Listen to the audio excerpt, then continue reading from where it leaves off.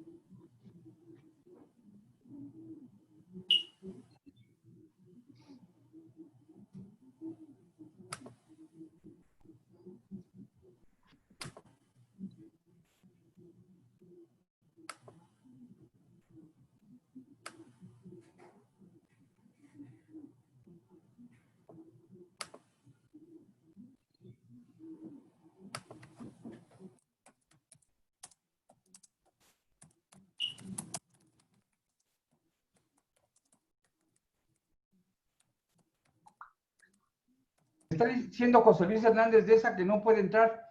Él es ¿cómo se dice? Va a representar al Continuum. Sí, ahorita le damos entrada aquí. A ver. Se ha de haber puesto Sabrosito 12 o alguna cosa de esas.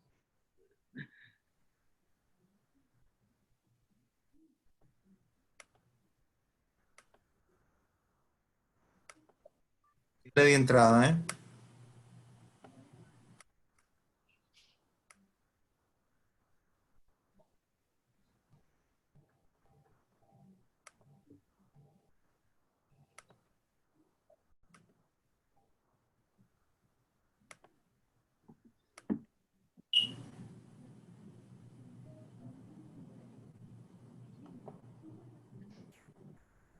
Amigo, te estoy viendo.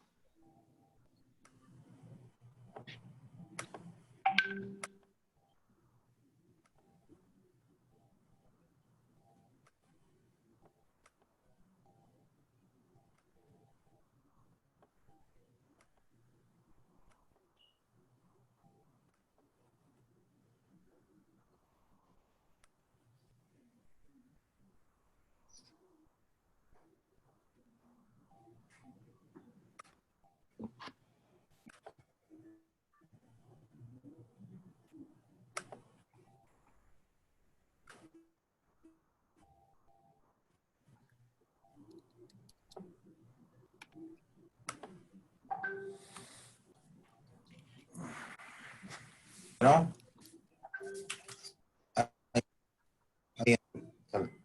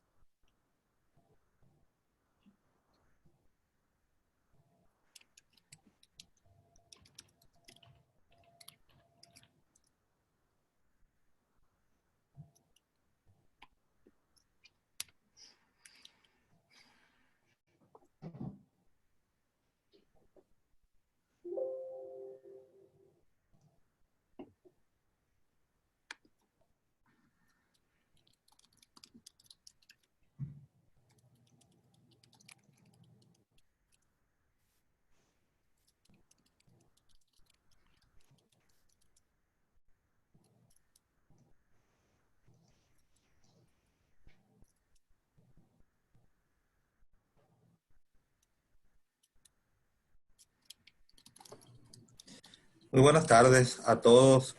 Vamos a dar inicio para ser puntuales con la hora. Nada más comento, vamos a tener abierta la sala durante 15 minutos y una vez que pase ese tiempo vamos a cerrarlo por cuestión de seguridad. No sé si ya...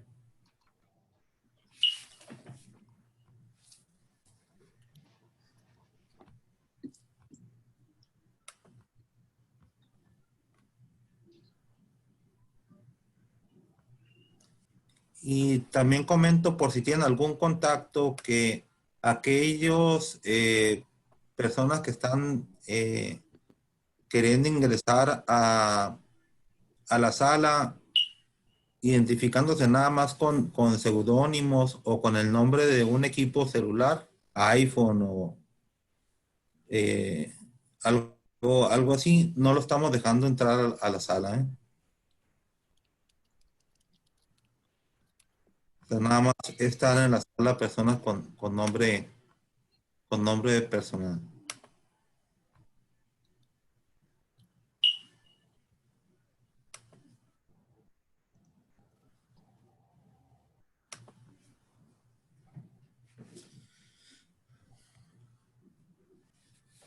Muy bien. Buenas tardes a todos. Agradecido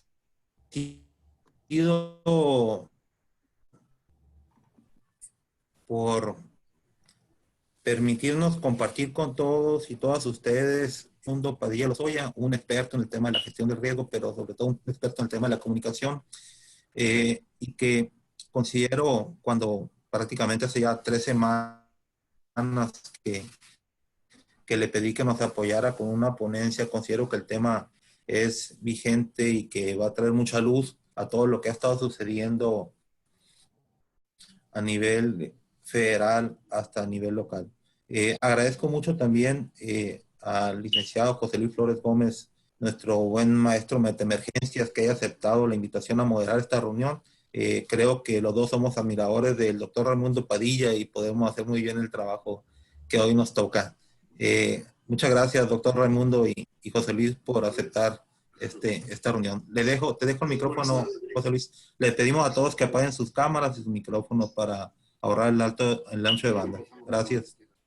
Pues muchas gracias, señor presidente. Para mí es un honor, un privilegio y seguramente para todos ustedes va a ser un enorme gusto el poder escuchar al gran doctor Raimundo Padilla Lozoya el día de hoy. Me voy a permitir presentarlo, si me permiten ustedes. Él es licenciado en Letras y Periodismo, maestro en Historia y doctor en Antropología. Es miembro del Sistema Nacional de Investigadores Nivel 1 del CONACYT. Actualmente es profesor e investigador de tiempo completo de la Universidad de Colima, Facultad de Letras y Comunicaciones específicamente. También es profesor del doctorado en Gestión Integral de Riesgo y Protección Civil de la Escuela Nacional de Protección Civil en Chiapas. Sus investigaciones se centran principalmente en el estudio de temas relacionados con las vulnerabilidades ante los efectos e impactos sociales de los fenómenos naturales, las prácticas y estrategias adaptativas, las representaciones históricas, el capital social, respuestas sociales e institucionales, la resiliencia, la construcción social del riesgo y el desastre y la prevención desde el modelo de la gestión integral del riesgo de desastres. Él es aliado a la International Oral History Association, la Sociedad Latinoamericana y del Caribe de Historia Ambiental, la Red de Desastres Asociados a Fenómenos Hidrometeorológicos y Climatológicos.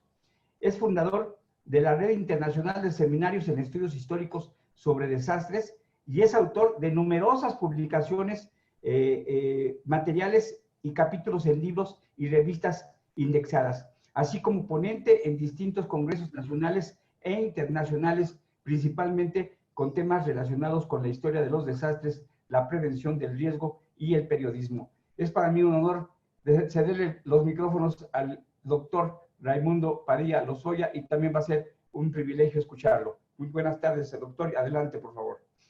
Buenas tardes, estimadísimo José Luis, y a todos los que hacen el favor de atender esta charla, esta conferencia. De verdad que me siento muy honrado, muy contento porque me permite dialogar con un montón de amigos. Ojalá que tengamos ese tiempo para poder compartir algunas ideas. Quiero agradecer mucho, de verdad, especialmente a todos los compañeros del Colegio Mexicano de Profesionales en Gestión de Riesgos y Protección Civil, a todos los compañeros de Epicentro Radio, también a los compañeros de Instituto Continuum, a los colegas de Arise, de Global Compact también, y obviamente pues también a mis compañeros de la red de desastres asociados a fenómenos hidrometeorológicos y climáticos, la red SCLIM, que hacen posible esta sesión y que además pues hacen el favor de estar compartiendo la invitación para que se conecte más gente y de esa manera podamos transmitir un poco lo que nos interesa como temas de investigación. Bueno, me invitaron, como ya lo mencionaba nuestro presidente Mariano Catase, a quien le agradezco muchísimo de veras el favor de esta invitación, me invitó para platicar con una charla que tuviera algo relacionado con lo que está ocurriendo actualmente en este contexto de la pandemia. Y entonces le propuse que podía tratar acerca del discurso o los discursos que están asociados con el COVID-19 y en particular con el enfoque antropológico que pues es mi formación en el doctorado en el CIESAS, que lo realicé en la sede de la Ciudad de México, asesorado por la doctora Virginia García Costa, quien seguramente ustedes han leído en más de alguna ocasión y que es internacionalmente reconocida. Entonces, esta es la presentación que ahora les voy a mostrar. Quiero primero hacer una aclaración en el sentido de que lo que les voy a mostrar no son resultados de investigación, no es tampoco una investigación que esté financiada, es una investigación que se va realizando poco a poco y que uno va recolectando materiales de aquí, recolectando materiales de allá, y que poco a poco va uno tratando de darle una coherencia y un sentido a un discurso que va construyendo uno como investigador. Entonces, esa es la lógica de estas diapositivas. Hay una parte inicial que digamos es un poco más teórica, luego una parte que es como muy práctica, así que es muy empírica, que está compuesta por puros elementos que se va uno encontrando en las redes sociales, porque yo sí me he mantenido aislado la mayor parte del tiempo. Soy profesor, entonces los profesores tenemos ahorita la ventaja de que podemos realizar nuestra labor a distancia por internet y nuestras sesiones pues se realizan desde el hogar. Implica una dinámica pues distinta a lo que estamos acostumbrados, ¿no? Tenemos hijos pequeños algunos y hay que lidiar también con eso, con sus tareas, etcétera, el trabajo de la esposa. Entonces tampoco es tan fácil llevarlo, ¿no? Pero digamos, no tiene uno la posibilidad de andar en la calle todo el tiempo, como a lo mejor algunos de ustedes, y entonces lo que uno percibe es más a partir de lo que está circulando en las redes sociales, en los medios de comunicación y lo que nos cuentan a través de WhatsApp, de los grupos de WhatsApp y de los grupos de Facebook. Entonces, por eso hice también uso de muchos materiales que ustedes van a apreciar y que tienen como origen pues lo que está circulando en medios informativos, en las redes sociales y en los comentarios de amigos. Bueno, vamos a iniciar un poco platicando esto de cuáles serían las opiniones que puede uno emitir como antropólogo con relación a la situación que estamos padeciendo. A mí me parece que esta pandemia está planteando varias reflexiones sobre temas que son comunes a la antropología, ¿sí? Como por ejemplo, qué sucede con la población, pero también temas que tienen un carácter muy especial en este contexto. Por ejemplo, la desritualización de la muerte, ¿no? Nosotros como mexicanos estamos acostumbrados a todo un ritual cuando alguien fallece. Sin embargo, en este contexto, pues se desritualiza, ¿no? ¿Por qué? Porque el procedimiento es muy rápido, tiene otro protocolo que tiende a hacer muy urgente ese proceso de morir y ser cremado y ser enterrado. Entonces, hay transformaciones ahí que la antropología regularmente suele estudiar con mucha atención en distintas sociedades. Entonces ahora estamos en ese ciclo de se nace, se reproduce y se muere, pero en este contexto del COVID. Y seguramente muchas prácticas pues van a cambiar. Incluso hasta las relaciones amorosas, pues ahora se tienen que realizar de una distinta manera. Y esos son temas que tradicionalmente aborda la antropología, ¿no? ¿Por qué? Pues porque ahora para romancear, a diferencia de cómo se hacía antes, pues ahora existe además un componente que es riesgo de contagio por andar de romántico como tradicionalmente se hacía, ¿no? Entonces hay afectaciones a todos estos rituales amorosos y también mortuorios que pues tradicionalmente la antropología ha abordado. También me parece que en este momento, por las pláticas que he tenido con algunos colegas, la antropología está observando y registrando qué es lo que sucede, ¿no? Estamos como en ese proceso del análisis de cómo está enfrentando cada uno de los sectores esta amenaza, ¿no? Y vemos a qué grupos se les complica, a qué grupos se les facilita lidiar con este escenario y con las condiciones de convivencia que están acotadas por el escenario de la pandemia. También veo que la antropología es especialmente crítica a las políticas y programas de apoyo para la sociedad y los efectos que causan tanto en ricos y pobres. Es decir, tradicionalmente o históricamente la antropología de desastres ha analizado que las láminas de cartón, por ejemplo, que pueden ser muy útiles para un grupo, pues pueden ser totalmente innecesarias para otro y que además no están acostumbrados a utilizar ese tipo de láminas. O que si les llevas toneladas de arroz y ellos son arroceros, pues acabas con su productividad. Entonces, este tipo de programas que tienen una connotación social, pues en ocasiones son perjudiciales o pueden ser adversos a las características de cada grupo social. Y eso lo atiende muy bien la antropología y creo que lo está haciendo en este momento. También me parece que la antropología, es notable a través de la antropología que esta pandemia ha impactado también en las clases altas. Y eso es un tema muy interesante porque tradicionalmente la antropología no pone atención hacia las clases altas. Entonces, en esta ocasión, pues toda la sociedad está en riesgo y cualquier grupo puede ser susceptible de contagio y de fallecer. Entonces, allí es un reto especial para analizar, digo, no porque sean ricos tienen que ser excluidos, y no porque sean pobres todos tienen que ser investigados. También hay que analizar cómo los ricos y los pobres, dijeran, padecen la situación desastrosa que estamos viviendo. Entonces, en ese sentido, la antropología está haciendo trabajo muy meticuloso y ahorita de recolección de información. Yo creo que todos los antropólogos estamos en este proceso de recolección de información, como ustedes lo van a ver.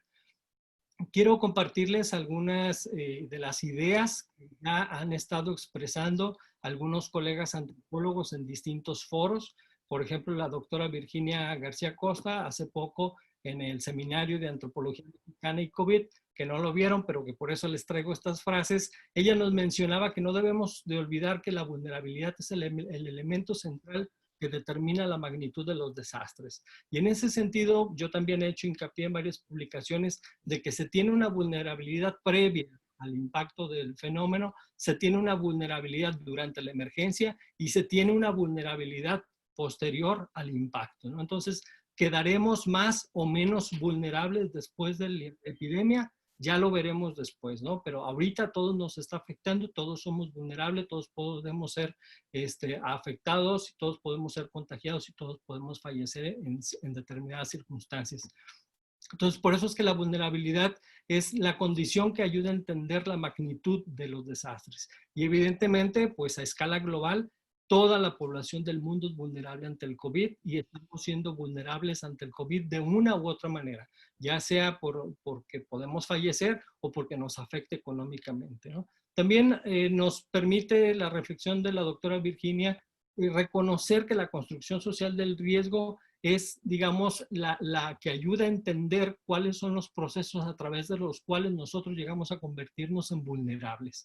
O sea, cómo son estas relaciones entre las sociedades con las epidemias y por qué a pesar de que ha habido muchas epidemias a lo largo de la historia, seguimos siendo tan vulnerables. Entonces hay que releer mucho de lo que se ha publicado desde la historia, desde la antropología con relación a las epidemias para entender cuáles son las experiencias que podríamos obtener de esos acontecimientos, de esas epidemias que se han enfrentado con anterioridad y sacar provecho de ahí, ¿no? Por eso ella dice, ¿a poco de veras no existen experiencias previas? Bueno, a nosotros nos parece que sí, están plenamente documentadas, pero creemos que hace falta mucha lectura también.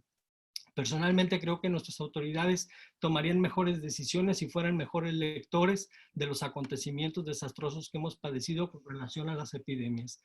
El doctor Rogelio Altés, también uno de los colegas que más admiro, venezolano, antropólogo, también publicó hace poco un texto en donde extraje estas breves referencias, y él trata de abordar este texto desde un enfoque que tiene que ver más con la aportación de los estados, el compromiso que tienen los estados para enfrentar la situación. Y entonces él dice aquí, dice, las sociedades han procedido ante la amenaza a través de sus estados, ¿no? Es decir, lo han hecho como países, una respuesta acorde a la modernidad y no con tradiciones, ¿no? Sin embargo, conviene observar a la cultura detrás de cada estado para comprender las diferencias, los aciertos y desaciertos, los efectos regionales y globales. Sí, porque regularmente cuando vemos, por ejemplo, una de las conferencias, pues se piensa como en una sociedad homogénea, como que todo el país es igual y como que la vulnerabilidad es igual en todo el país. Sin embargo, nuestro país es tan diverso que cada grupo social tiene sus particularidades y por lo tanto también tiene sus riesgos más o menos mayores o menores, y también sus vulnerabilidades, porque nuestro México es sumamente diverso. Entonces hay que aprender a ver el riesgo y la vulnerabilidad desde una perspectiva más diferencial, ¿sí? En otra de las referencias del doctor Rogelio dice ahí, el virus ha sido aparentemente controlado en China y otros países de la región. Esto pudo lograrse, como lo indica Han, por las cualidades de una sociedad acostumbrada a la obediencia, en oposición a la tradición individualista y liberal de Occidente, o sea, de nosotros. Visto así, los autoritarismos tienen mucho de positivo, especialmente ante los desastres, pero en realidad esto no es un modelo ni es universal, ¿sí? Entonces, lo que estamos viendo en países donde se ha enfrentado a la epidemia de manera más eficiente, más contundente y más rápida, son países donde los sistemas son más autoritarios. Aquí en nuestro país, ustedes recordarán, nuestro presidente ha insistido mucho en que no va a poner medidas coercitivas ni violentas para obligar a que la gente se someta a un aislamiento, y bueno, pues eso ha generado las condiciones que estamos padeciendo en el número de fallecidos y en el costo económico que le va a costar esta epidemia a nuestro país por muchos, muchos años, ¿no? Entonces hay otras frases de compañeros antropólogos, no se las voy a leer todas, pero seguramente ustedes sí las pueden ir viendo y leyendo con mayor atención. Por ejemplo, el antropólogo Miguel Ángel Adame, él dice que esta es una de las epidemias más anunciadas, ¿no? ¿Por qué? Pues porque ya había tanta vulnerabilidad, tantos estudios de vulnerabilidad en distintos lugares del mundo, ya se sabía que hay procesos de desertificación sumamente serios, de explotación ecológica, de daño a la naturaleza, que lo más lógico era que pronto íbamos a tener epidemias como la que estamos padeciendo. Y esta, pues probablemente no sea la primera en esta magnitud, probablemente tengamos otras epidemias similares. Ojalá que se logra revertir un poco la vulnerabilidad global que tenemos para que no se repitan episodios similares. Pero digamos, ya hay libros, ya se tenían libros donde se anunciaba que se podía presentar una epidemia con características similares y que podía ser desastrosa por todo este contexto que ya existía previo, ¿no? Entonces hay que recordar que todos los desastres no se producen en el momento en que se presenta el impacto, el fenómeno, sino que los desastres tienen toda una historia de relaciones sociales que ayudan a explicar la convivencia entre sociedad y naturaleza cuando se presenta un fenómeno que excede las capacidades de esa sociedad y que entonces se presentan daños. Y esos daños nosotros como investigadores o como sociedad solemos caracterizar como desastre en función de los daños económicos o de los fallecidos, ¿no? Aquí también el antropólogo doctor Gerardo Gutiérrez decía que, bueno, hay factores que pareciera que están incidiendo en el número de mortalidad, pero bueno, esta declaración también la dijo en marzo, entonces todavía el índice de mortalidad en México no era tan severo, ¿no? Uno de ellos era que los mexicanos estamos siendo vacunados todavía contra la polio y contra otras epidemias que en Europa ya no, porque son enfermedades del tercer mundo y que entonces probablemente eso estaba generando un tipo de protección especial ante el COVID-19, ¿no? Y una de las antropólogas que yo más estimo, francesa, Sandrine Reber, que les recomiendo mucho que lean también, acaba de publicar un libro que se llama Disasterland, y ella tiene estas frases muy interesantes donde dice que, bueno, a través de la Organización Mundial de la Salud y a través de las oficinas de Naciones Unidas para la Coordinación de Asuntos Humanitarios, el enfoque de la situación que estamos viviendo, en ese enfoque se ha utilizado el término crisis sanitaria, ¿no? Y sobre este punto a mí me parece que en México también se sigue esa tónica de llamarlo crisis sanitaria como un eufemismo de desastre, ¿no? Y que no se está utilizando en los políticos y en el discurso político el concepto de desastre. Es decir, que deliberadamente se habla de crisis, de contingencia, de emergencia, pero no de desastre, ¿no? Porque como que le tienen miedo a esa categoría, pero en realidad eso es lo que estamos viviendo un mega desastre, un meta desastre, un gran desastre, ¿no? Los gringos tienen muchísimas frases así para magnificar la magnitud del evento, ¿no? Y todo le cabe a este desastre. ¿Por qué? Porque es un desastre global y excede los escenarios que habían anticipado muchos médicos al menos, ¿sí? Y muchos planeadores. Bueno, también Sandrine dice que la situación provocará una sacudida de las estructuras sociales que por lo tanto corresponde mejor con la noción de desastre y que designa el desastre a un evento transformador que destruye, que revierte, que trastorna el orden de lo que precedió.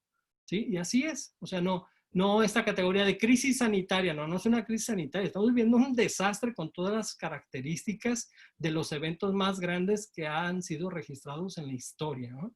Entonces hay que entenderlo en eso y hay que ponerlo en esa magnitud correcta, no menospreciarlo y no disminuirlo con eufemismos como crisis sanitaria solamente. No es una crisis nada más.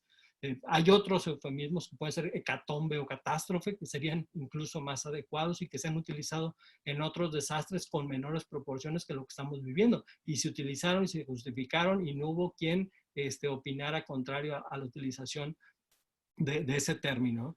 Entonces, también, bueno, hay aquí una anotación que parece muy curioso que desde los años 90, la década de los años 90, ya se promovía la preparación ante escenarios desastrosos, ¿sí? Quienes le sabemos un poco a este tema, sabemos que en el Decenio Internacional para la Reducción de Desastres ya existían modelos que se estaban promoviendo para la prevención ante distintos fenómenos naturales. Y que bueno, ahora sorprende, ¿sí? Que han insistido, sobre todo los médicos, en reafirmar que nadie estaba preparado para este tipo de escenarios, ¿no? Y que no había preparación. Bueno, pues Sandrine lo que encontró en su investigación es que incluso la OMS en septiembre del año 2019 ya había presentado un informe sobre la preparación ante pandemias, ¿sí? Entonces sí existe información, sí existe capacitación y sí existía ya trabajo de prevención. ¿Por qué no se había hecho de manera adecuada? Eso es lo que hay que investigar. Y bueno, los antropólogos, mucho poco, pero han aportado distintas publicaciones con relación al discurso asociado a desastres, pero también con relación a la antropología y las epidemias. Yo aquí les puse algunos casos donde se utiliza el discurso para estudiar desastres, pero también donde se utiliza el enfoque antropológico para estudiar epidemias. Y hay trabajos muy recientes, muy interesantes y muy globales que tenemos que leer y que quienes estamos metidos en este asunto de la gestión de riesgos y desastres, pues tenemos que leerlos y estar al día de lo que se está analizando, lo que se está proponiendo en distintos contextos que son distantes a nosotros, pero que tienen mucho que aportarnos, ¿no? También hay diferencias de enfoques. A mí me parece, por ejemplo, que es importante destacarlos para distinguir cuál es el enfoque que se está aplicando, cuáles son los enfoques alternativos, el enfoque de la gestión de riesgo y desastres. En general, lo que me parece que está ocurriendo en nuestro país es que existe principalmente el control de la situación a través de un enfoque fisicalista, donde ya sabemos que riesgo es igual a amenaza por vulnerabilidad y desastre es igual a riesgo por vulnerabilidad. Y entonces lo que se busca principalmente son indicadores cuantitativos. Y en ese sentido el riesgo procura tener un valor objetivo y absoluto. Pero eso contiene trampas, ¿sí? ¿Por qué? Porque cuando nos pintan al país de rojo y nos dicen que todo el país está en riesgo, pues habría que matizarlo, ¿no? ¿Por qué? Porque seguramente sus indicadores no están siendo tan precisos. Ese mapa de rojo se pintó con estos 4 indicadores que están aquí a la derecha: el porcentaje de ocupación hospitalaria, el porcentaje de positividad del coronavirus, la tendencia de los casos hospitalarios y finalmente la tendencia del síndrome COVID. Pero en cada uno pues existen condiciones particulares que ponen en entredicho la calidad de la información que nos están suministrando y con la cual están tomando decisiones y con la cual están coloreando este país. A mí me parece que un enfoque en la vulnerabilidad sería lo más adecuado, ¿Por qué? Pues porque desde un enfoque en la vulnerabilidad se estarían incorporando otros factores, como por ejemplo las capacidades médicas y hospitalarias, pero no solamente en función de las camas disponibles, o también otro de los factores, la dispersión del virus y las actividades que favorecen esa dispersión del virus, o las dinámicas productivas que son distintas en cada lugar del país. Y entonces, en función de esas dinámicas productivas, podríamos atender la movilidad que puede tener la sociedad y, por lo tanto, los contagios que se presenten en distintos lugares de nuestra república. Así como las diferencias entre la población rural y la urbana. Cuando abren la conferencia por las mañanas o por la tarde, le están hablando a un país que uno no sabe si se refieren al urbano o se refieren al rural. A mí me parece que se refieren principalmente al urbano y que les preocupa más lo que está sucediendo en las ciudades. Pero este desastre también se está padeciendo de manera dramática en los espacios urbanos y tienen menos capacidades para enfrentar la situación y tienen menos recursos también de lo que pasa en la ciudad. Pero normalmente los desastres son enfocados a través de los medios de comunicación en los espacios urbanos y eso es lo que está sucediendo.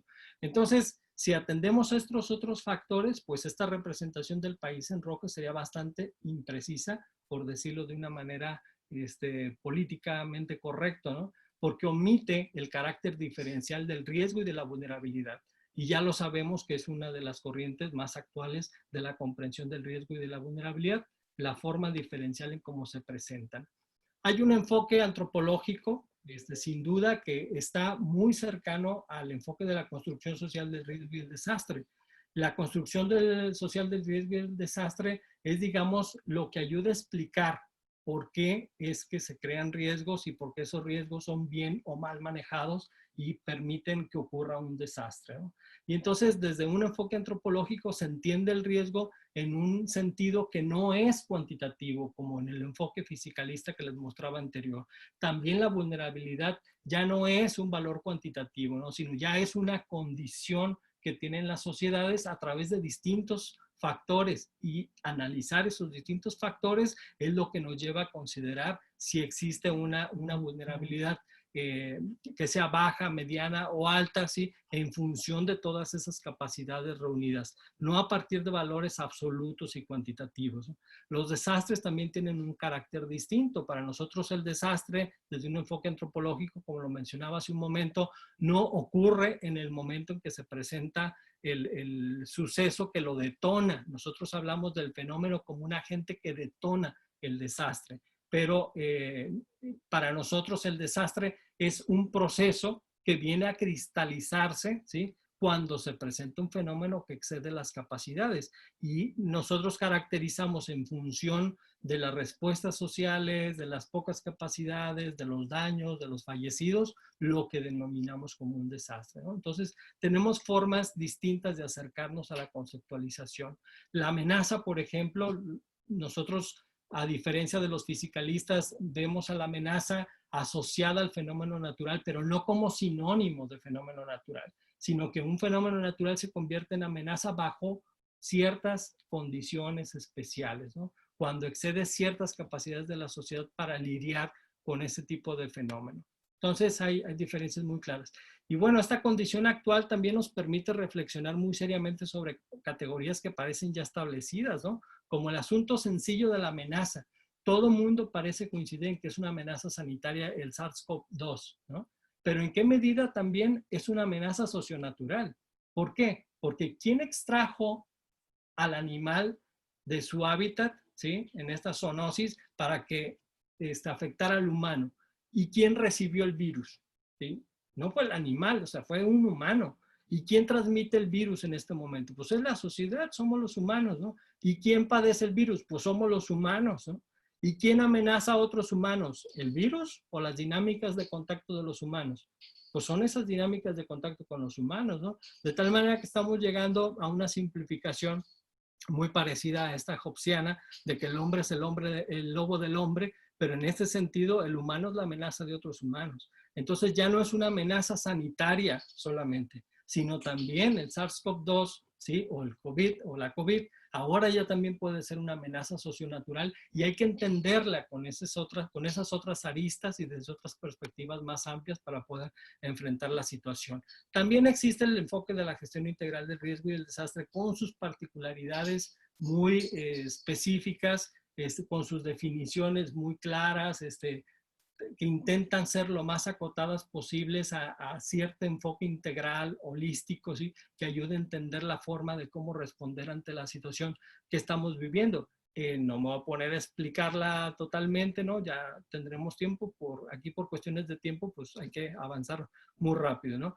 Pero lo que quiero mostrar de forma resumida es que cada enfoque tiene sus propios discursos, ¿eh? Es decir, que la forma de acercarse a la comprensión del riesgo, de la vulnerabilidad y los desastres no es parte de un solo discurso, ni médico, ni científico, ni antropológico, ni histórico.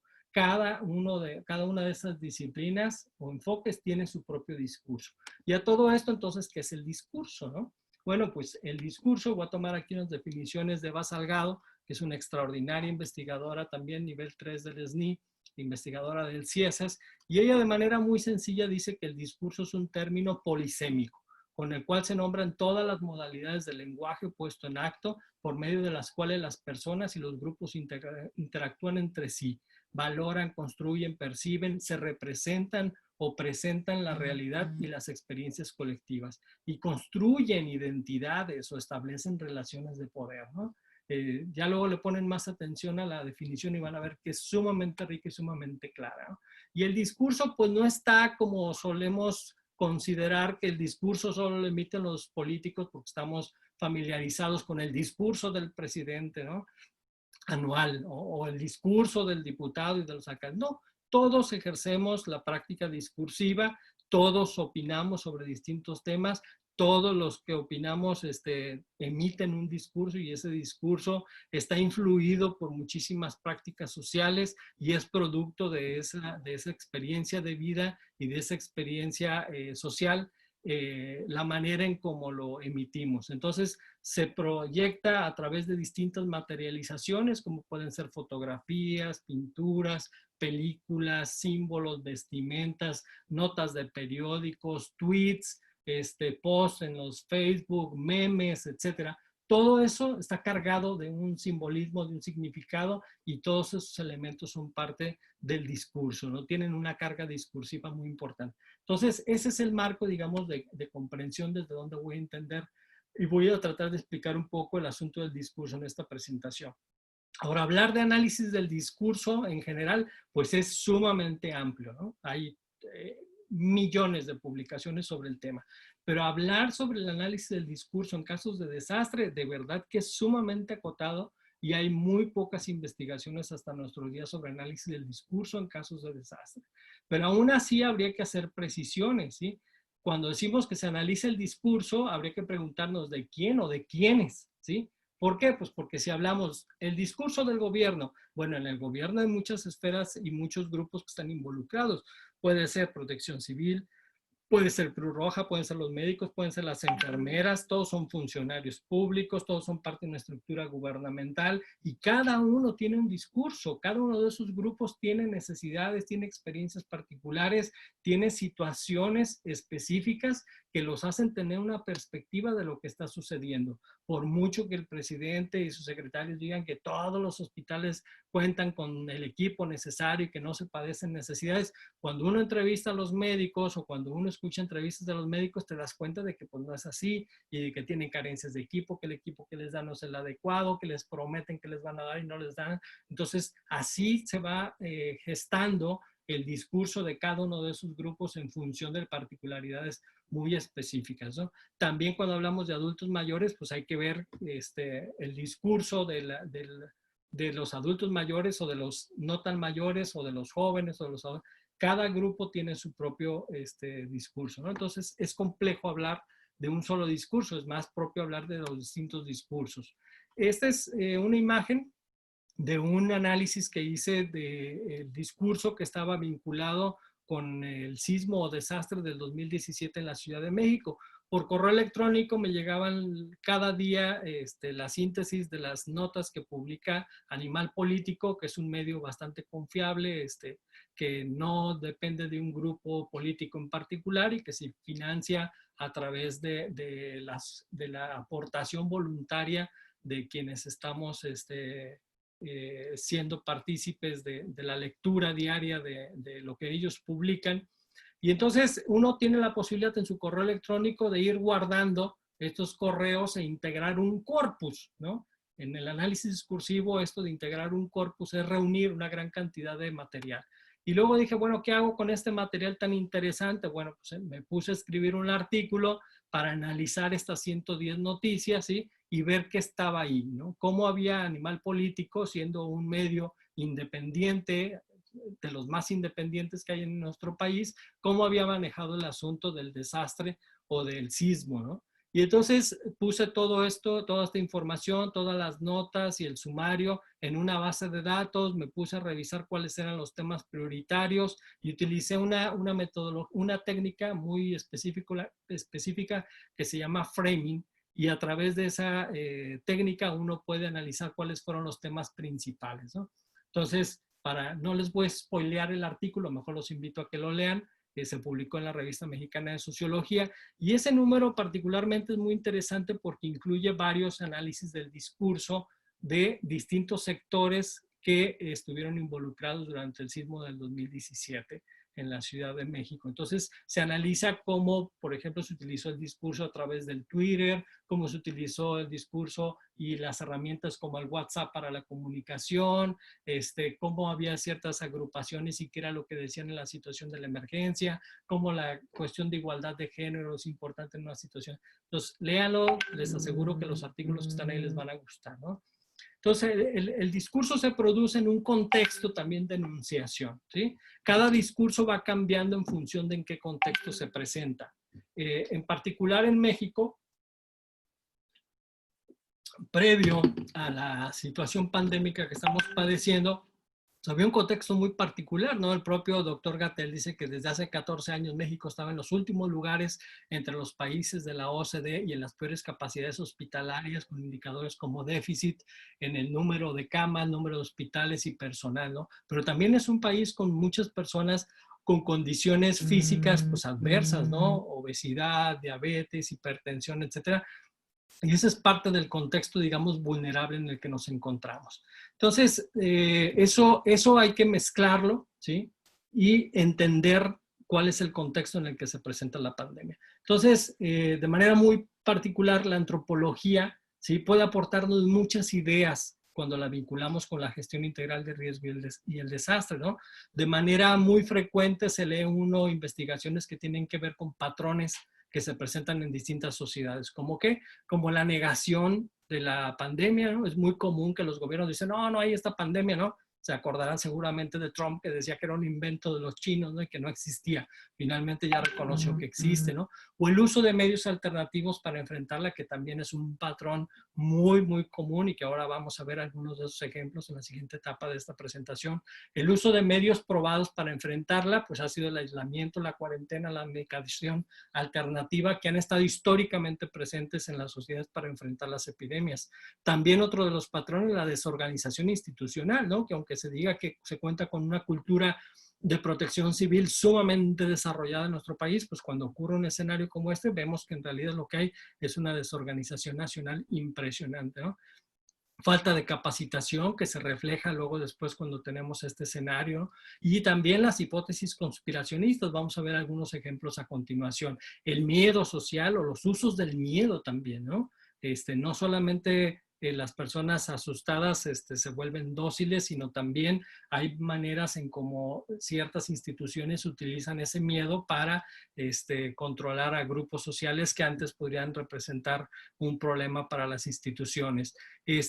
Otro de los patrones más comunes, la soledad, el estrés, la angustia, la melancolía, que están presentes en casi todas las sociedades y que son como patrones, digamos, permanentes en casi todas las epidemias. Y bueno, también otra condición similar, sobre todo desde el siglo XIX para acá, es la perspectiva del médico. en la atención de la emergencia, ¿no? Y muy poco la voz de la sociedad y de las comunidades en contra de lo que sugiere la perspectiva de la gestión integral del riesgo y del desastre, que dice que tienen que participar todos los actores, ¿no? Sin embargo, pues las propias conferencias son evidencia de que no han participado todos los actores ahí, que solamente se prioriza un enfoque en particular, ¿no? Así pues, la antropología nos permite ver cómo los humanos confrontan y le dan sentido a lo que están atravesando, ¿no? Y entonces analizamos, por ejemplo, representaciones. Y ahora la presentación esta, las diapositivas van a ser un poco más pragmáticas y más gráficas para que no se me vayan a dormir. Y se pueden analizar desde las representaciones gráficas, ¿no? No tenemos una idea clara de qué características tiene el COVID, ¿no? Lo han representado de múltiples maneras, ¿sí? Y para unos tiene una coronita, para otros no tiene una corona, para otros tiene picos, para otros tiene bolitas, etcétera, de distintos colores, no hay una uniformidad, no sabemos con precisión exactamente cuál característica son las que lo definen mejor. Parece que la imagen que está a la izquierda es una representación un poco más precisa, ¿no? más científica, pero la sociedad ha dado rienda suelta a la creatividad, ¿no? También analizamos los antropólogos las representaciones del riesgo, por ejemplo, ¿no? Y cómo son expresadas a través de figuras públicas. Aquí recordarán al gobernador de Puebla que decía que si ustedes son ricos tienen riesgo, y si son pobres no, porque los pobres somos inmunes, ¿no? Entonces son parte de las representaciones del riesgo mal comprendidos, ¿sí? Que pueden ser riesgosas más que positivas, ¿no? Pueden hacer creer a la gente pobre que de verdad ellos son inmunes, ¿no? O representaciones de la protección. Digo, todos en el país vieron con asombro que el presidente mostrara estos dos detente ahí, pero bueno, hay que entender también que en nuestro país el 80% de la población pertenece a algún tipo de religión, entonces somos un país muy religioso y probablemente por esas razones mostró que él también lo era. Sin embargo, pues vivimos en un estado laico y suena contradictorio que haga ese tipo de manifestaciones, ¿no? Dijo literalmente, el escudo protector es como el detente, ¿no? El escudo protector es la honestidad. Eso es lo que protege, ¿no? El no permitir la corrupción y jala agua para su molino, ¿no? Miren esto, detente enemigo, el corazón de conmigo.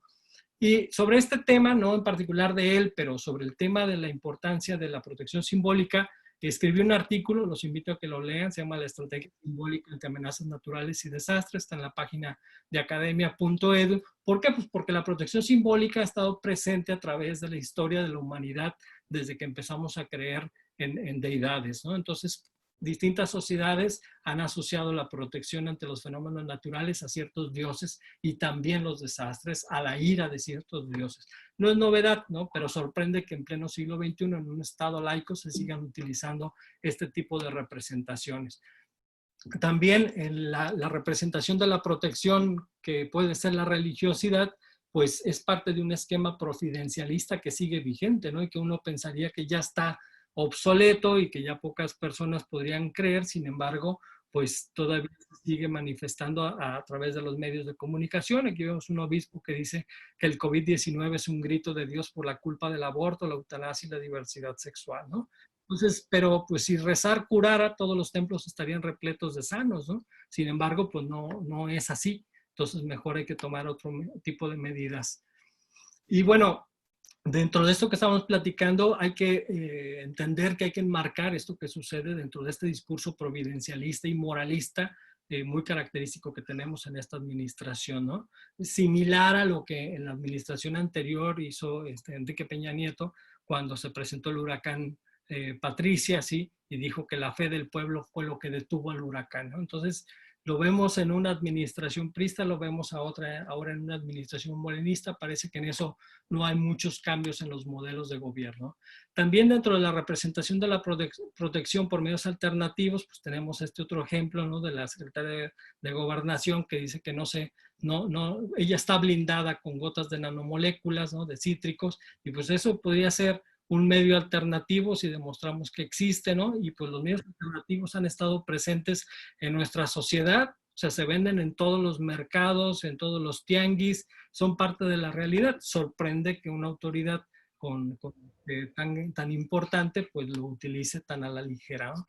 Y estos medios alternativos de enfrentamiento también han sido una característica muy común de las sociedades, ¿no? En 1918 vemos que ya se utilizaban estas formas improvisadas de protección y ahora en el 2020 pues también vemos que la sociedad trata de protegerse como puede. Vemos también representaciones del poder asociados, enfrentados contra el cubreboca, ¿no? Y cómo los líderes de los países pues prefieren utilizar el cubrebocas mientras el personal que viaja con ellos pues sí se ve obligado a utilizarlo, ¿no? Entonces ahí es un poco la representación del poder frente a la pandemia, ¿no? Mostrar que no son débiles ante eso. Y vemos también desde la antropología estos conflictos que hay en los discursos del poder, ¿no? Que está presente entre los grupos de poder y cómo se atacan entre ellos, ¿no? Al grado de incluso desestimar las declaraciones del científico vocero de esta pandemia, ¿no? Ya es un episodio que quedará ahí para la historia. También vemos fenómenos muy particulares, por ejemplo, el de la polisemia involuntaria, ¿no? Cuando los funcionarios emiten un mensaje que tiene un sentido, pero tiene otra significación para los medios de comunicación, porque no se tuvo el cuidado de una estrategia comunicativa de la emergencia eficiente, y entonces los medios interpretan y transmiten la información a su modo de entender. Entonces, mientras se trataba de aislar a la población, para los medios era que iniciaban las vacaciones el 20 de marzo, ¿no? Y luego, pues tampoco ha ayudado mucho el hecho de que tenemos un discurso presidencial, pues muy polémico, ¿no? Vemos cómo ha habido una serie de frases célebres que seguramente ni Peña Nieto esperó que pudiera ser rebasado en tan pocos meses con tanta creatividad, pero que en realidad ayudan a generar confusión en la población y que entonces ya no se toma tan en serio las medidas que se tratan de diseminar entre la población para que haga caso ante el escenario serio de riesgo que estamos viviendo, ¿no? Entonces vemos ahí desde las primeras declaraciones donde el presidente decía que pues tenemos la capacidad para enfrentar esta situación y que además, según la información que ellos tenían, no es algo terrible, ¿no? No es fatal la epidemia, es más que ni siquiera equivalía a la influenza, ¿no? Entonces, pues ahora estamos viendo 19,000 fallecidos y ya estamos en cifras muy similares a las que se padecieron con la influenza de 1918, que pues ha sido el escenario más desastroso que ha enfrentado la humanidad en el siglo XX, ¿no? Entonces, es un catálogo de frases muy curiosas, por llamarlos de una manera. Habrá quien diga que son muy irresponsables también. A mí me parece que es parte del menosprecio que tienen ciertos funcionarios ante temas importantes que competen a la ciencia, pero que también les competen a ellos como representantes de la sociedad. O sea, a mí me parece que tienen que tomarse muy en serio la labor comunicativa de lo que están diciendo en este contexto específico de un desastre, ¿sí? Porque generan contrapunteos, confusiones, incoherencias con lo que se está tratando de promover por medios científicos, ¿no? Entonces, aunque ellos insistan, por ejemplo, que la curva se ha aplanado, pues la evidencia todos los días en la tarde permite notar que no es así y que además es distinta esa curva en cada una de las entidades del país y que cada pueblo también tendrá su propia curva también y tendrá sus propios procesos de enfrentamiento de la pandemia. Y también pues lo que hemos notado es que se presentan incoherencias muy serias como terminar con la sana distancia, aunque pues la guardamos, aunque ellos nos digan que ya se acabó eso y que ya no funciona, ¿no? Pues todos la seguimos manteniendo, o que entramos a este escenario de nueva normalidad cuando pues en realidad seguimos en un escenario sumamente crítico, ¿no? Y por mucho que ellos intenten ver algo positivo en esto, pues la verdad es que el número de contagios pues sigue siendo alarmante y sobre todo las cifras de mortalidad. Nadie quisiera exponerse en este contexto, ¿sí? Y que es totalmente diferente al que nos mandaron al aislamiento cuando apenas iniciaba la pandemia. Entonces, si busca uno respuestas a por qué está sucediendo esto, pues hay un montón, ¿no? Hay organismos que se dedican especialmente a analizar la información oficial y que dan cuenta de cómo autoridades pues emiten declaraciones imprecisas o al menos no verdaderas, ¿no? Aquí verificado, por ejemplo, dice que el 56% de lo que se dice en las mañaneras es falso o engañoso, ¿no? o el SPIN, el Taller de Comunicación Política, dice que en promedio 71 afirmaciones no son verdaderas del total de 26,000, ¿no? Entonces, de lo que se está emitiendo en este periodo del 3 de diciembre al 15 de mayo. Entonces, son indicadores para darnos cuenta que no todo lo que dicen las autoridades podemos tomarlo como cierto. Lamentablemente, eso es contrario a lo que nos dan las indicaciones de la gestión integral de riesgo y desastre, donde nos piden atender la información de las autoridades y los representantes de las instituciones. Entonces, si el propio presidente de la República está emitiendo información contradictoria o poco confiable, pues entonces ¿a quién le vamos a creer, no? En temas tan importantes incluso como este de la violencia contra la mujer. Entonces, hay ahí también un asunto, un hueco legal muy importante, ¿no? Porque si un civil escribe en las redes sociales una mentira, pues es muy difícil configurarle un delito por esa mentira, ¿no? ¿Por qué? Pues porque es muy nebuloso lo que ocurre en el marco legal con relación al uso de las redes sociales. Pero, a diferencia de un civil, un funcionario público tiene una responsabilidad, ¿no? Y entonces tiene la responsabilidad de decir la verdad.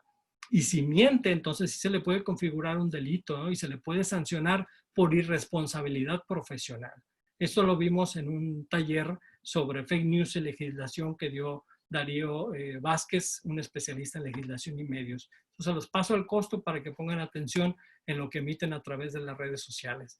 Entonces, volvemos al asunto de la antropología. Nosotros vemos la reiteración de ciertos discursos, ¿no? Uno muy reiterado fue el quédate en casa o la Susana distancia, pero también han aparecido otros discursos que tratan de llegar a la conciencia de manera muy contundente, ¿no? Muy fuertes como este. No quieres estar encerrado en casa, pero sí en un ataúd, ¿no? Y son campañas que se justifica su existencia porque pues también tratan de concientizar a la gente que menos cree en este tipo de situaciones. Hay gente que todavía duda que existe el COVID, ¿no?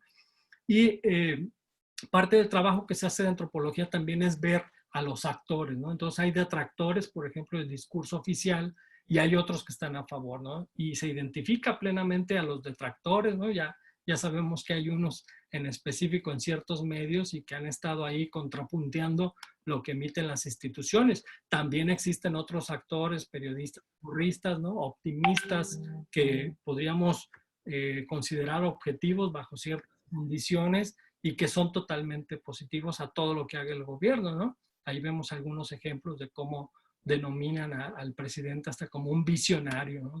de nuestro país. Y luego también esta falta de una estructura y una estrategia de comunicación efectiva de la emergencia ha generado unos huecos enormes para que cada medio de información interprete los datos a su antojo, ¿no? Y entonces se presentan estos fenómenos como la tergiversación, donde una cosa es lo que se denota y otra cosa es lo que se connota. Y entonces, aunque la cabeza, por ejemplo, tiene un sentido, el sumario tiene otro. Aquí llama la atención, por ejemplo, que el Financiero y el periódico de el Universal, ya es no me deja ver arriba la pestañita, utilizan casi el mismo titular, ¿no? Es casi milagroso, porque tampoco fue un boletín de prensa, entonces viene firmado por los periodistas.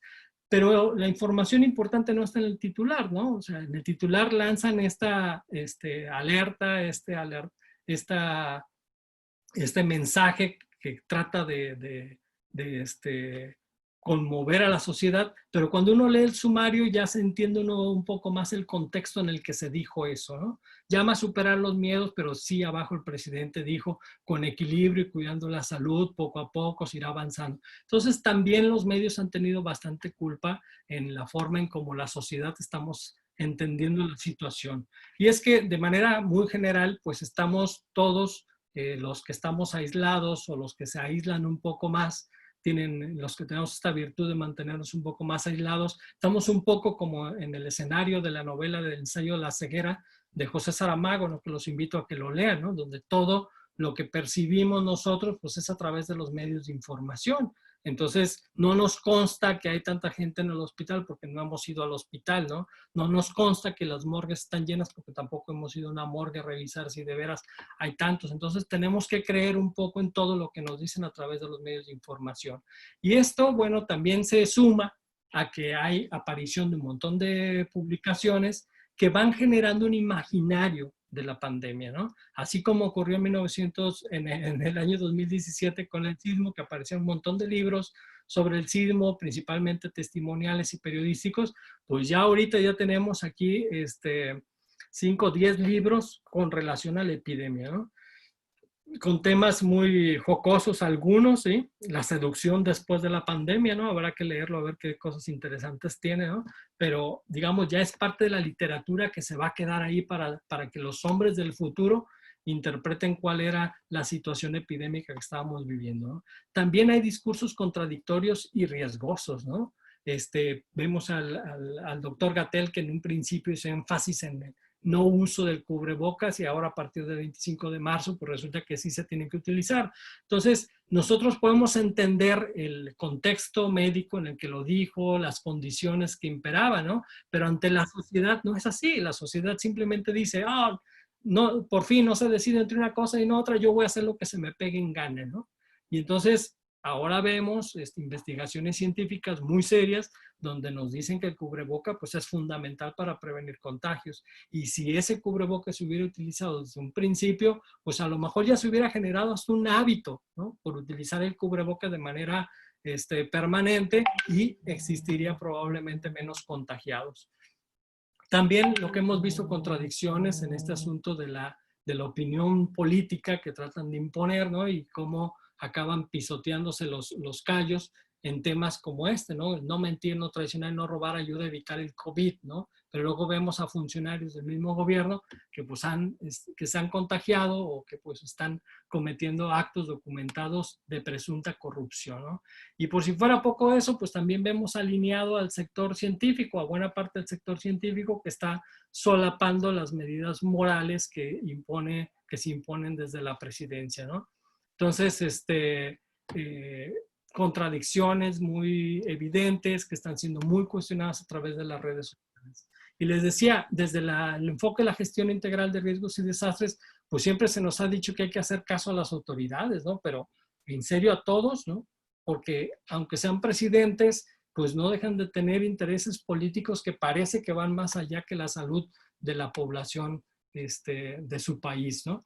Y luego además, pues hemos visto que en este asunto discursivo pues hay una cantidad enorme de bulos y mentiras, ¿no? Les recomiendo que chequen esta página de lamaldita.es, tiene documentados 572 mentiras y alertas falsas con relación al COVID, ¿no? También es importante ver que las representaciones gráficas han estado presentes desde principios del siglo XX, ¿no? Estas gráficas, aquí vemos por ejemplo la de 1918 y cómo la curva pues se va manifestando en la primera ola que se presentó, ¿sí? Y si nosotros estamos apenas en la primera, pues ojalá que la segunda no sea como se presentó en 1918, porque entonces sí será terrible, ¿no? Entonces, pues en 1918 se presentaron esas 3 curvas, la segunda fue muy extraordinaria, muchísima mortalidad, ya la tercera fue menor, ¿no? Entonces, finalmente este asunto del pico y de la ola, pues también hay que entenderlo antropológicamente como metáforas, ¿no? Que en realidad no es ni una ola ni es un pico, ¿no? Y lo estamos viendo en la imagen, es más, esa pancita no es tan picuda, ¿no? Y pues también científicamente están utilizando estos recursos, pero pues requieren una elevada comprensión estadística para entender plenamente lo que está representado ahí, ¿no? Entonces hay que aprender a leer este tipo de gráficas si queremos estar en la sintonía de lo que dicen los médicos, ¿no? Y las gráficas, por ejemplo, estas gráficas de pastel con el número de población que está siendo afectada, pues finalmente no acaban por representar todo lo que está sucediendo en el país, ¿no? ¿Por qué? Por la diversidad, la diferenciabilidad que existe, que ya les mencionaba desde un principio de esta charla. Y estas gráficas, incluso me parece que más bonita, pues se utilizan, como les decía hace un momento, desde el principio del siglo. Aquí vemos, por ejemplo, las principales enfermedades en la Ciudad de México, ¿sí? Como la gripe, la viruela, la neumonía, y cómo ya estaban representadas en este tipo de gráficas. Entonces no es nada nuevo, tiene más de un siglo en que se utilizan estas gráficas, ¿no? Y ahora vemos este país colorado, con ese riesgo tan polémico como ya les mencionaba al principio. Vemos también las teorías o hipótesis conspiracionistas, ¿no? Que si el virus se utiliza para exterminar a adultos mayores, que si es un complot comercial, que si es una estrategia de control social, que si es un virus. Bueno, les recomiendo que lean este libro. la teoría de la conspiración, sí, es un handbook que trata de manera muy breve, muy clara, cómo es posible identificar una conspiración mediática, discursiva, y qué hacer para evitarlas, ¿no? Hay acciones muy específicas. Y bueno, nunca antes había sido tan cuestionado en un desastre el discurso científico, ¿no? Pero bueno, también los científicos pues se han prestado a frases que son controversiales o que son polémicas, y hay instituciones que pues los están enfrentando, ¿no? Recuerdo de manera muy específica esta situación que pasó el doctor Víctor Hugo Borja cuando preguntó, oye, ¿cuáles son los síntomas del COVID? ¿No? Entonces, es como un especialista en plena conferencia y pregunta cuáles son los síntomas, ¿no? Entonces, eso deja entredicho su capacidad médica incuestionable por el gremio. Entonces, hay también la aplicación de herramientas científicas para conocer la opinión social, ¿no? Y hay la proliferación de un montón de encuestas, ¿no? Hay una encuestitis muy interesante. Hay cambios de significación también, ¿no? En el celular, por ejemplo, era una herramienta, un agente de aislamiento social, y ahora pasó a ser un agente de vínculo social, que nos permite suministrar víveres, que nos permite mantener el empleo y además generar una memoria del propio enfrentamiento que vamos teniendo de la epidemia, ¿no? Compartimos fotos de qué estamos haciendo, de qué tenemos que cambiar, qué está sucediendo, y eso va generando toda una memoria del desastre, ¿no? Y bueno, el aislamiento también ha generado que las redes virtuales le den forma a las percepciones sociales sobre todas las problemáticas que se están presentando, ¿no? Y hay preguntas nuevas, como cómo se maneja un movimiento social en el contexto de una pandemia de esta magnitud, ¿no? Es un tema bastante nuevo que probablemente se va a volver a repetir. Y ya para ir cerrando esta presentación, pues lo que vemos también es el discurso político a través de la televisión, la radio y hasta los cartones, ¿no? Caricaturas políticas muy duras, muy críticas, como deben ser siempre, ¿no? Pero siempre dando en la clave en el cuestionamiento hacia la autoridad, ¿no? Y poniendo en duda, pues, parte de la calidad de la información que estamos recibiendo. Los discursos incoherentes, ¿no? Ante una epidemia, el discurso científico se contraviene al político y viceversa, ¿no? Hay intereses entre lo que quiere el político, lo que quiere el médico, ¿no? Y esto, pues, tiene muchas causas, ¿no? La mala asesoría, el desconocimiento científico, que no hay buenos interlocutores ahí entre el médico y entre el presidente, metas distintas también, uno persigue metas políticas, el otro metas médicas, ¿no? Y hay efectos, por lo tanto, diferenciales. Y finalmente ya la antropología de manera muy simple, pues muy específica, no simple, sino específica, nos ha explicado lo que es la inmunidad subjetiva, ¿no? Y es uno de los fenómenos más importantes que estamos viviendo en la actualidad, ¿no?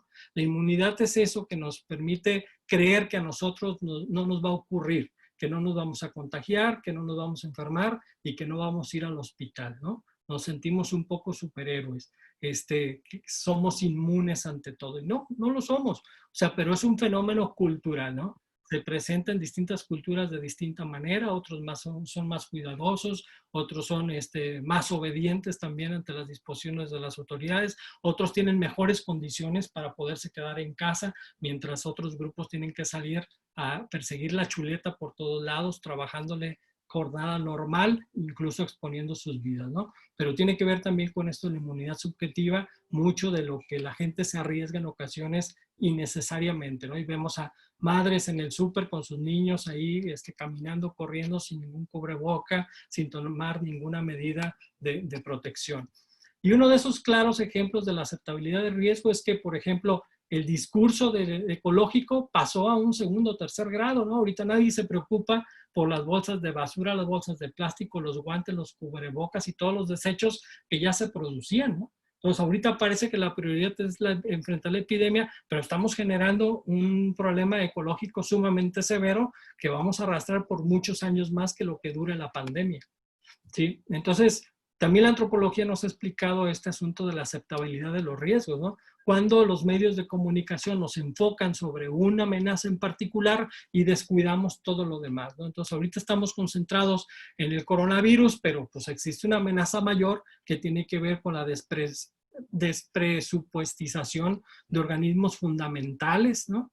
Para el desarrollo de muchas acciones preventivas y de respuesta en el país, tenemos el efecto invernadero, la desertificación global que se está presentando, ¿no? El uso de combustibles fósiles. Entonces hay problemáticas mayores que tienen años de existir y que van a existir por muchos años más y que no debemos descuidarlas en este contexto del coronavirus, ¿no? El coronavirus es una circunstancia particular que va a durar un periodo, esperemos que acotado, surgirá una vacuna y entonces estaremos inmunes ante ese tipo de amenaza, pero no hay que descuidar los otros problemas que pueden ser mucho más serios. Finalmente, ya 4 conclusiones. A mí me parece que este desastre nos permite ver que no había una cultura preventiva como se aseguraba, que el aislamiento es una respuesta desesperada para reducir la exposición, ¿sí? Y que se aplica normalmente en las sociedades ante la ausencia de herramientas y recursos para dar continuidad a la vida productiva a pesar del virus, ¿sí? El riesgo también ante contagio se ha insertado en nuestra cultura y va a durar por años, como ocurrió con otros virus en la historia de la humanidad. Por ello, es urgente mejorar la cultura preventiva en lugar de adaptarnos a la nueva normalidad y su alta mortalidad. Ahorita estamos viendo cifras 300, 400 muertos diarios, como veíamos en Italia, y nos asustamos, porque estamos padeciendo ahorita y parece que nos estamos acostumbrando a ese tipo de mortalidad, ¿no? Entonces, rechacemos, yo les pediría que rechacemos esa cultura del desastre y abracemos mejor la cultura de la prevención, pero en serio, ¿sí? Como si de veras nos importara cada vida humana, ¿no? No nomás una forma discursiva de los dientes para afuera.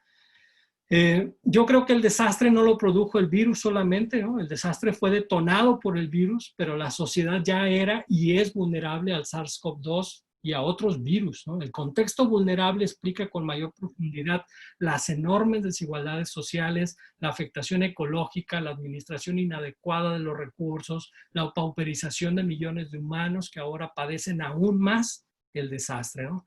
Y me parece que en los comités de respuesta faltan especialistas en comunicación de emergencias y en percepción del riesgo para que mejoren los discursos, eviten las contradicciones y para que la población pueda contar con información más ordenada y más coherente, ¿no? Eso favorecerá sin duda la toma de decisiones de cada familia y mejorará la respuesta positiva ante los mensajes emitidos. Entonces es cuanto, compañeros. Les agradezco muchísimo su atención y quedo de ustedes por si alguien tiene alguna pregunta o algún comentario.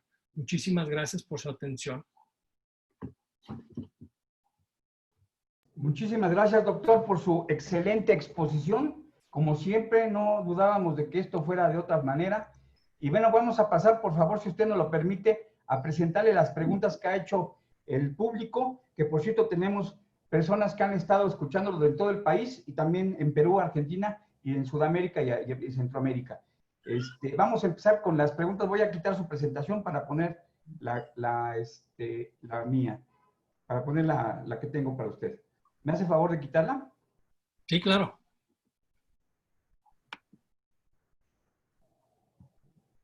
Bueno. Bien.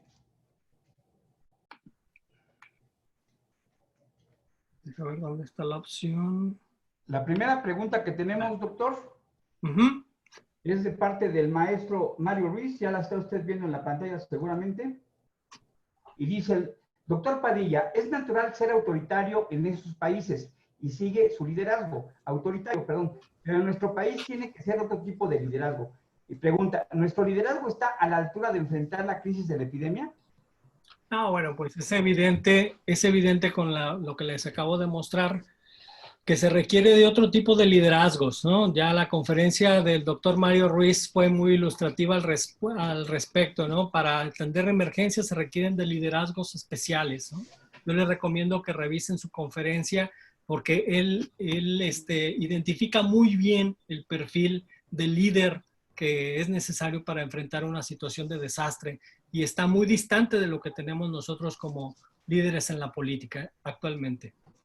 Ok, quedo a disposición también del presidente Catarse en el momento que quiera interrumpirme para efectos de terminar con la conferencia para hacer el protocolo de finalización. Yo voy a seguir preguntándole al doctor. Tenemos bastantes preguntas, como era de esperarse, doctor. Vamos con la siguiente. Doctor, pregunta el señor Luis Eduardo Pérez Ortiz. Ray, coincido con la definición de catástrofe de Quarantelli y Dines. ¿Qué opinas?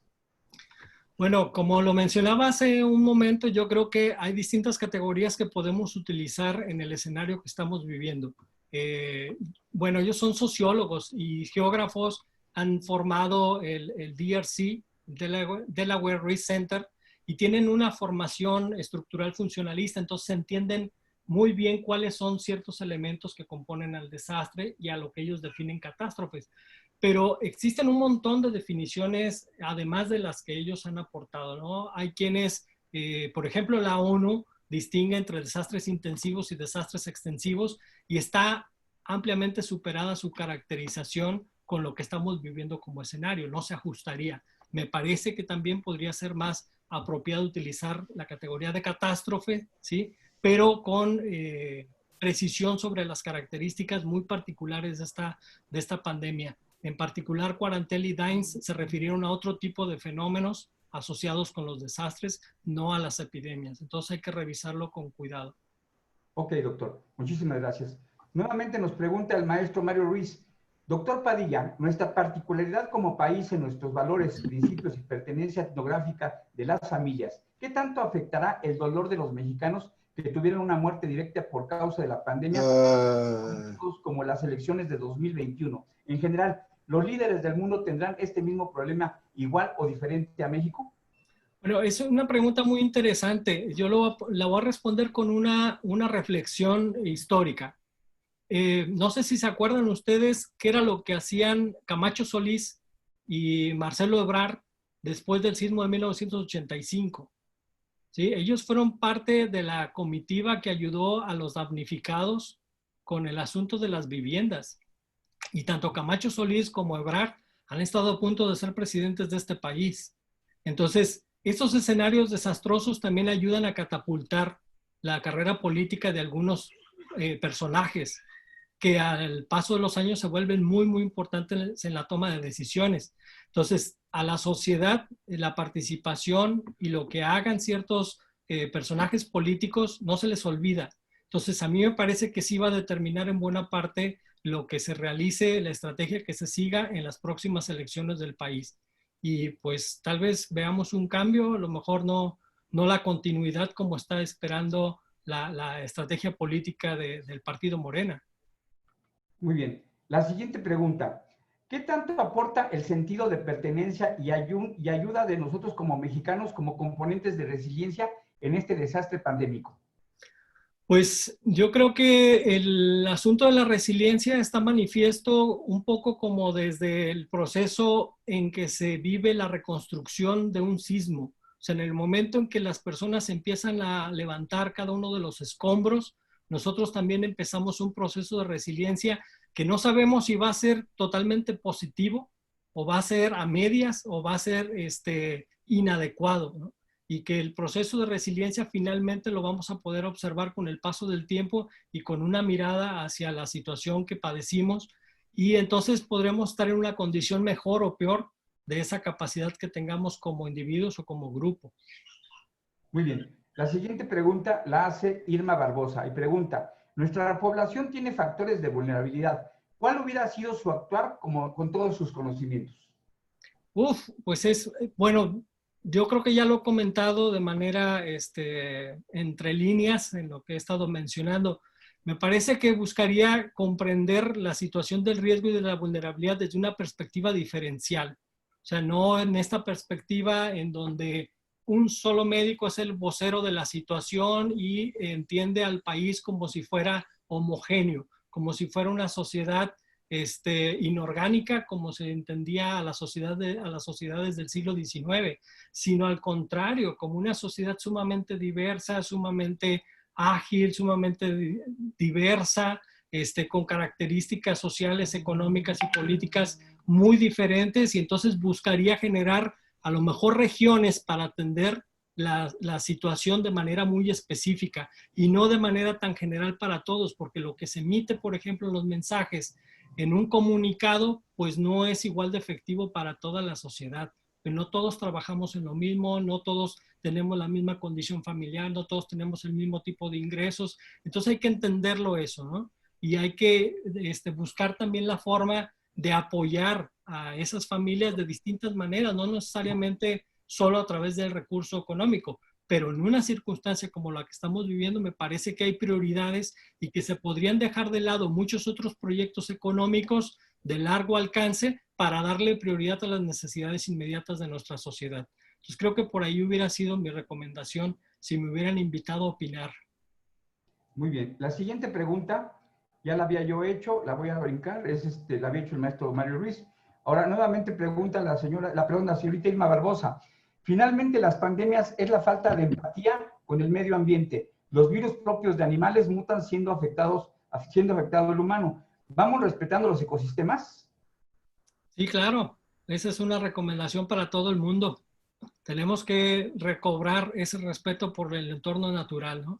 Pero bueno, ya hay documentales, por ejemplo, Michael Moore tiene un documental sobre esta masificación, esta necesidad de dar respuesta a las necesidades alimenticias de todo el planeta, que de verdad genera cifras impresionantes en el consumo de ciertos recursos y también en la utilización de los animales de manera indiscriminada para solventar la necesidad que se tiene, por ejemplo, de carne o de leche o de pollos, ¿no? Entonces, esas condiciones particulares pues van generando en el procedimiento en el que se obtiene la carne o la leche, pues circunstancias inadecuadas de salubridad que generan con mayor posibilidad el escenario para virus como los que estamos viendo.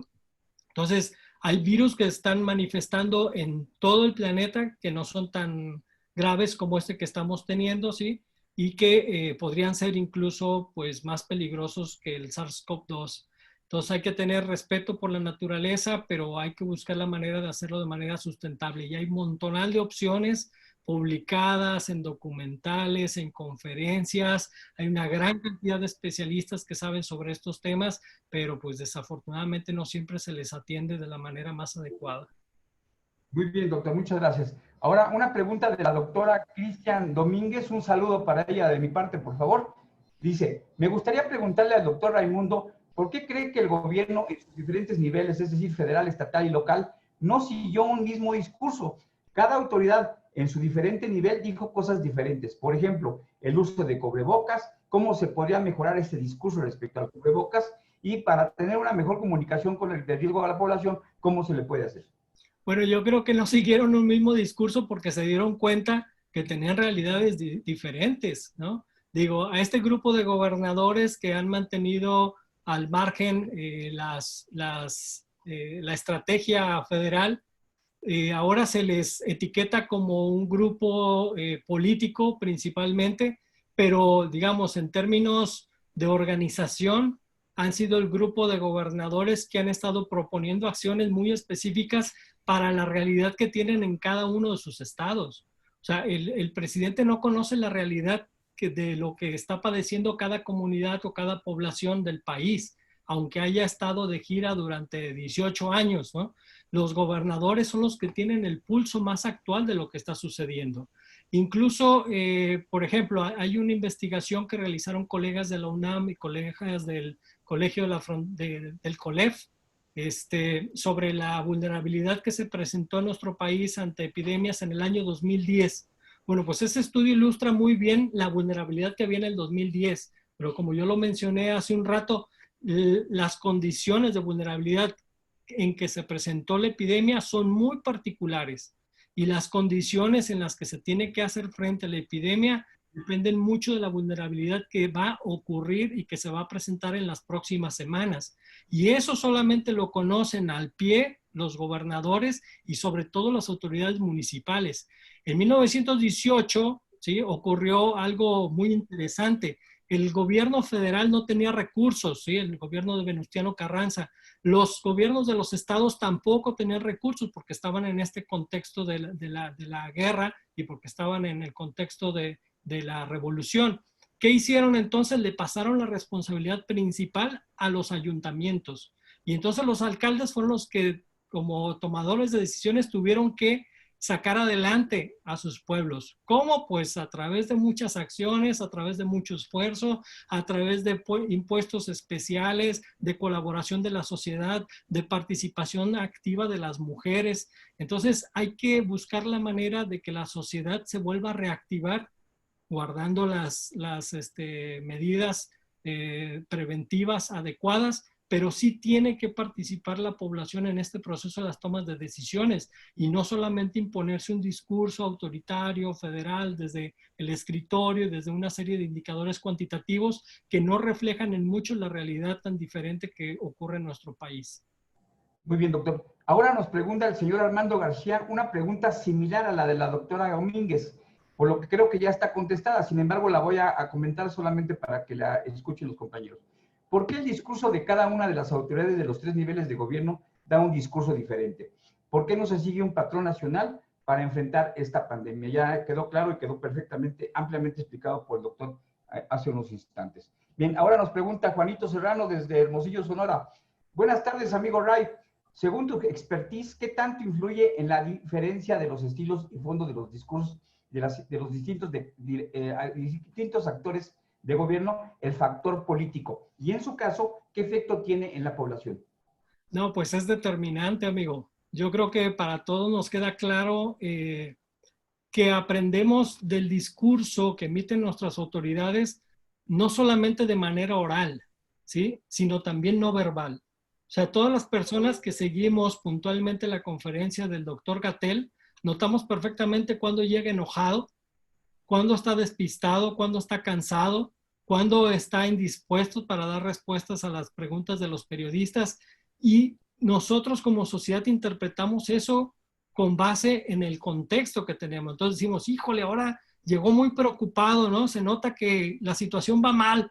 ¿Por qué? Pues porque está respondiendo de manera muy enérgica, porque se le ve la angustia, se le ve cansado, se le ve desesperado, ¿no? O también si se pone mal el cubreboca, todo el mundo dice, no, bueno, el médico, ¿no? No sabe ponerse el cubrebocas, ¿sí? O si un médico, como lo mencioné hace un rato, pregunta cuáles son los síntomas del COVID en plena conferencia, la gente dice, wow, pues, ¿qué clase de médicos están guiando este país y esta estrategia, ¿no? Entonces yo creo que sí es muy importante y muy determinante la imagen que tienen ciertos funcionarios en la toma de decisiones, pero sobre todo en la percepción que tiene la sociedad en cómo tiene que responder ante la emergencia. Entonces, si la sociedad ve que estos representantes pues no se están poniendo el cubrebocas a pesar de que están en eventos públicos, pues entonces no lo toman tan en serio. Si ven que se salen a gira política en el momento en cuando tienes mayor número de muertes, pues dicen es que no es tan importante la situación y en realidad pues es una manipulación política o inventan cualquier otra hipótesis conspirativa, ¿no? Entonces, yo creo que sí es muy determinante, amigo. Muy bien. Voy a hacer una última pregunta, debido a que ya por obvio de tiempo, es del del maestro Mario Ruiz, y dice, doctor Padilla, los discursos de gobierno para la sociedad deben ser basados en evidencias y certezas. En la experiencia que has tenido hasta hoy en la pandemia, ¿qué tanta veracidad en este sentido opinas de la información y fuentes con las que se construyen sus discursos? ¿Sabrán, pero lo cambian? Mira, yo lo mencionaba hace un rato en las diapositivas, ¿no? Yo creo que tienen una visión parcial de la situación porque estamos viendo que de repente se actualizan cifras con un día 1000 nuevos casos, ¿no? En el otro 500. Luego te dicen, no, es que esos eran acumulados, ¿no? Que teníamos ahí rezagados y los fuimos agregando. Entonces, antier, un periodista cuestionaba, decía, nosotros hicimos un estudio en el medio donde trabajo en la UNAM y nos dimos cuenta que el número de reportes pues no es tan preciso como ustedes lo están diciendo y que falla incluso en un 40%. Y entonces el doctor Gatell no le dio una respuesta específica, le dijo, vamos a revisar el caso, siempre hemos estado dispuestos al diálogo, te invitamos a que nos presentes la información y la platicamos, ¿no? O sea, lo llamó a hablar del tema en corto.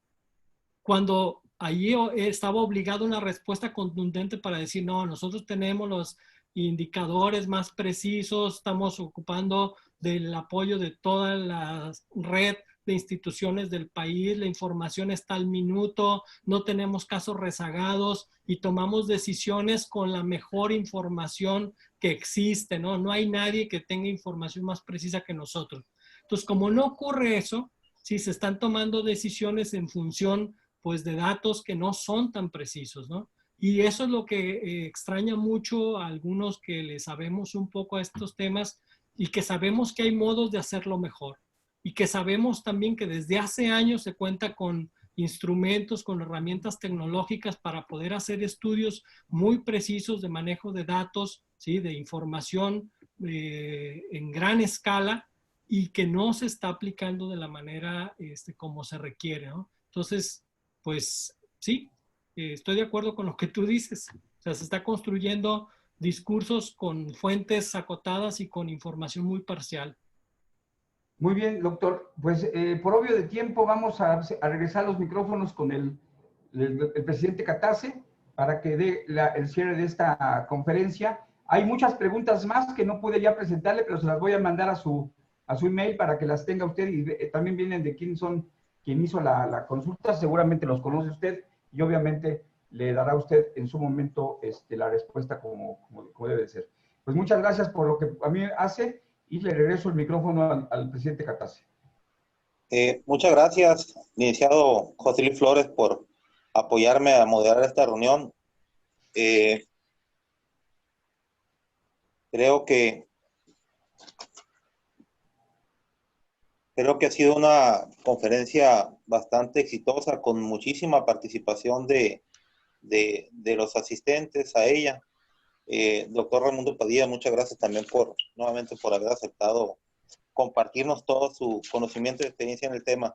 Quiero aprovechar el momento para agradecer la asistencia. Digo, hay gente de muy alto nivel académico en esta conferencia, pero en particular quiero agradecer la asistencia de la doctora Laura Aguirre, del Instituto de Investigaciones sobre Desastres de la Universidad Autónoma de la Ciudad de México, del Departamento de Investigaciones de Comunicación del Riesgo, también de su paisana, doctor, de la diputada Liduvina Sandoval, diputada federal de la Comisión de Protección Civil y Reducción de Desastres, que lo acompañó en toda la conferencia, y especialmente a quien nos ha seguido en estos eventos, a la maestra Gloria Bracci desde Argentina, que está siguiéndote en la conferencia y te ha saludado mucho durante tu ponencia, doctor.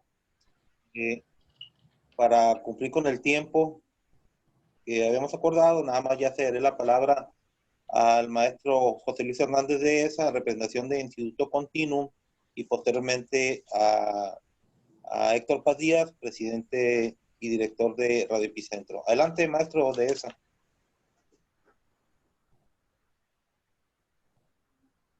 Ábrale su micrófono. Y le puedo abrir el micrófono a José Luis Hernández. Listo. Gracias. Pues bien, queridos colegas, todos, buenas tardes. A nombre del Instituto Continuum y en representación del rector, el maestro Francisco Javier Hernández López, pues agradecemos la oportunidad de ver y escuchar al colega académico, el doctor Raimundo Padilla Lozoya, quien es pues ampliamente conocido y reconocido por todos nosotros.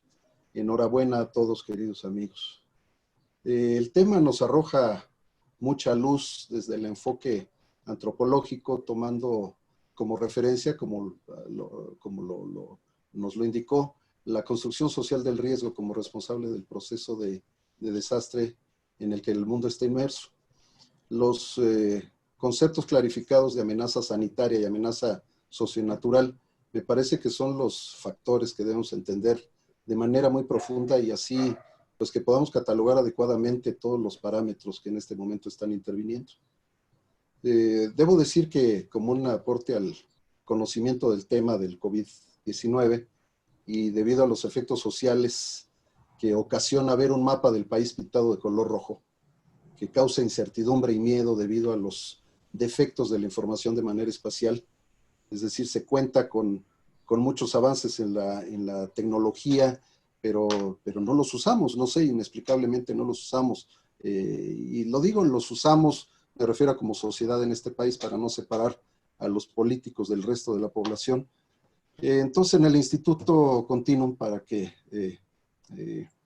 estamos haciendo un aporte al conocimiento del tema, decía yo, y a estos efectos, pues nos incitaron para que a través de la licenciatura en Protección Civil, un grupo selecto de académicos y alumnos estemos desarrollando investigación en el tema de la distribución espacial de la dispersión de los contagios día con día en el país, y con énfasis en la Ciudad de México y poblaciones conurbadas del Estado de México. Así estamos generando evidencia, le llamamos nosotros evidencia sistemática, objetiva, y sobre todo le quitamos todo ese aspecto político, porque usamos y sobre todo cruzamos la información formal y oficial de varias entidades, no solamente las del gobierno, sino de algunas instituciones, tanto del país como del extranjero. Estos resultados seguramente los veremos dentro de muy pocos días, porque estamos ya terminando este proceso de investigación. A la fecha no va a terminar, mientras tengamos datos los seguiremos trabajando. Y pues ya para no ocupar más tiempo, solo me resta a nombre del instituto agradecer a nuestro amigo Ray Padilla este aporte ordenado de las luces de su investigación. Muchas gracias, amigo, y muchas gracias a todos. Enhorabuena. Pues muchas gracias a ustedes, José Luis por dos, y también a nuestro presidente Mariano Catase, y sobre todo a todos ustedes que nos hacen el favor de seguir con atención lo que hemos platicado aquí. Ojalá que pueda ser de utilidad y de reflexión para ser una mejor sociedad y ser mejores en esta labor de la gestión integral de riesgo y el desastre. Un abrazo para todos y mi reconocimiento también para cada uno de ustedes. Ahí estamos en contacto, les pasé mi correo electrónico por el WhatsApp, estamos a la orden en cualquier cosa que podamos ser útiles. Permíteme, doctor. Héctor Paz, adelante. Y le habilita el micrófono. Si Ray ya se quiere ir, hombre. Ya vio que llegué y dijo, no, yo ya me voy. Temo lo que vayas a decir como no estuviste en la conferencia. Pero tuve la fortuna de tener la presentación antes y la pude leer. Es que andaba en carretera, una disculpa a todos. Entonces sí tuve la oportunidad de hacer mi tarea. Y concuerdo contigo mucho en la parte de que el humano es la amenaza de otros humanos. Nos dimos cuenta cuando inició la pandemia, ¿no? Comprando papel de baño sin importar que el otro le podía faltar, llenando nuestras alacenas de Lysol y de cubrebocas que costaban 50 centavos y ahora te cuestan 17 pesos, ¿no? Creo que no era tan preocupante la situación del COVID, sino el propio humano amenazando y atacando al propio humano. Yo lo veo así, ¿no? Y desgraciadamente con un gobierno que, pues como la chimoltrufia, ¿no? Dice una cosa pero desde el otro lado dicen otra y no vamos entendiendo. He tenido la fortuna de platicar contigo muchas veces, precisamente por cuestiones de COVID. Me hiciste el gran favor de asesorarme ahí en algunas situaciones históricas como buen amigo y en verdad que como un excelente doctor que me ha ayudado, ¿no?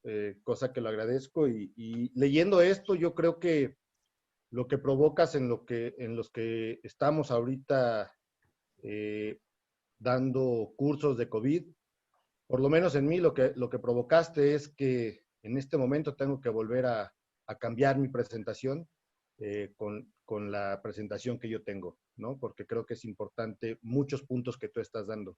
Te lo agradezco como siempre, creo que aprendemos todos de ti, es un gusto escucharte, desgraciadamente hoy no pude, pero sí te pude leer. Muchas gracias, amigo. Gracias, amigo.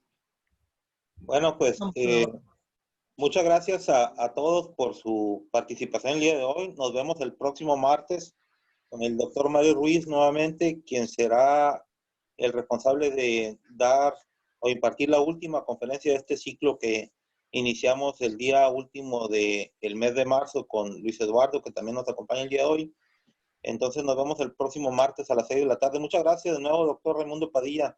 Muy agradecido contigo por toda tu amistad y tu apoyo que siempre nos brindas inmediatamente que te lo solicitamos, ¿no? Te mando un gran abrazo. Igualmente, amigo. Un abrazo fuerte para todos. Gracias. Nos vemos.